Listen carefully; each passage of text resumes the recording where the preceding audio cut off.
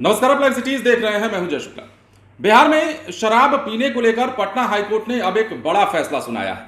Patna high court ने साफ शब्दों में कह दिया है कि ब्रेथ एनालाइजर टेस्ट से ये कतई साबित नहीं होता कि संबंधित व्यक्ति ने शराब का सेवन किया है। बिना ब्लड टेस्ट और बिना यूरिन टेस्ट के अगर आप कहते हैं कि ब्रेथ एनालाइजर के माध्यम से इसकी जांच हुई है और ये व्यक्ति ने शराब पी हुई है, तो ये निराधार है और इसे हाईकोर्ट ने गलत माना है। अब हाईकोर्ट ने किसकी याचिका पर सुनवाई करते हुए यह फैसला सुनाया है वो भी हम आपको बताएंगे, और अपने इस फैसले में हाईकोर्ट की ओर से क्या कुछ दलीलें दी गई है सुप्रीम कोर्ट के फैसले का हवाला देते हुए, वो भी हम आपको बताएंगे। दरअसल पटना हाईकोर्ट ने एक महत्वपूर्ण आदेश में स्पष्ट किया है कि ब्रेथ एनालाइजर टेस्ट शराब सेवन का निर्णायक प्रमाण नहीं माना जा सकता। जस्टिस विवेक चौधरी ने प्रभाकर कुमार सिंह की रीट याचिका पर सुनवाई करते हुए यह आदेश दिया है।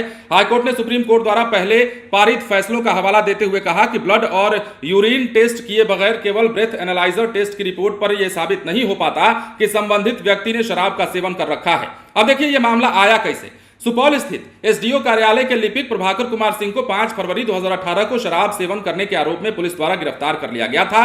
बाद में सेवा संहिता का हवाला देते हुए उन्हें पद से निलंबित कर दिया गया। उसके खिलाफ विभागीय कार्रवाई शुरू कर दी गई। विभागीय कार्रवाई के दौरान याचिकाकर्ता अपना स्पष्टीकरण देते हुए कहते हैं कि उस समय पर वो सर्दी और खांसी से पीड़ित थे और उसने अल्कोहल युक्त कफ सिरप ले रखा था, मतलब पिया हुआ था।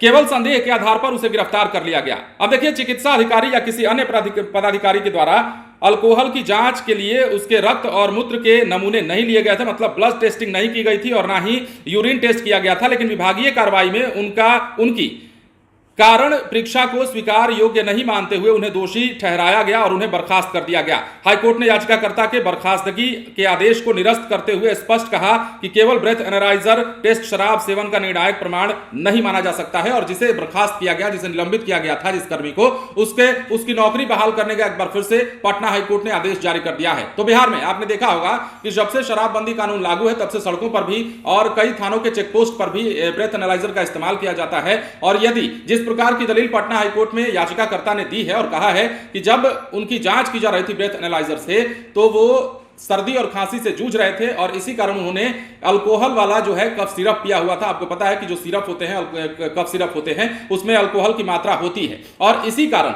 जब ब्रेथ एनालाइजर से टेस्ट किया गया तो ये रिपोर्ट आई कि उन्होंने शराब का सेवन किया, मतलब अल्कोहल लिया हुआ है और इसी आधार पर यह प्रमाणित कर दिया गया कि उन्होंने शराब पी हुई है। इसके आधार पर उनकी नौकरी भी चली गई, उन्हें निलंबित भी कर दिया गया। और उसके बाद जब हाईकोर्ट में यह मामला पहुंचा तो हाईकोर्ट ने इस पर सुनवाई करते हुए बड़ा फैसला सुना दिया है और कह दिया है कि ब्रेथ एनालाइजर टेस्ट से यह कतई साबित नहीं होता कि संबंधित व्यक्ति ने शराब पी है जिस पर आरोप लगाया जा रहा है। अब इसके लिए हाईकोर्ट ने यह भी कहा है कि इसके लिए आपको ब्लड टेस्ट जरूरी है, इसके लिए आपको यूरिन टेस्ट जरूरी है, उसके बाद ही क्लियर हो पाता है कि संबंधित व्यक्ति ने शराब पी है कि नहीं पी है। यूं कफ सिरप की अगर बात कर लेते हैं तो सर्दी खांसी में इस्तेमाल किए जाने वाले कफ सिरप को अगर आप पीते हैं तो उसमें अल्कोहल की मात्रा होती है और यदि ब्रेथ एनालाइजर से उस वक्त आपकी जांच की जाती है तो अल्कोहल की पुष्टि जरूर हो जाती है। और इसी को आधार मानते हुए हाईकोर्ट ने बड़ा फैसला सुनाया है और कहा है कि ब्रेथ एनालाइजर टेस्ट कतई इस बात का प्रमाण नहीं हो सकता है कि व्यक्ति ने शराब का सेवन किया हुआ है। और इसी आधार पर पटना हाईकोर्ट में बड़ा फैसला सुनाया गया। इतना ही नहीं, जो संबंधित कर्मचारी थे उनका जो निलंबन था उसे भी वापस करने का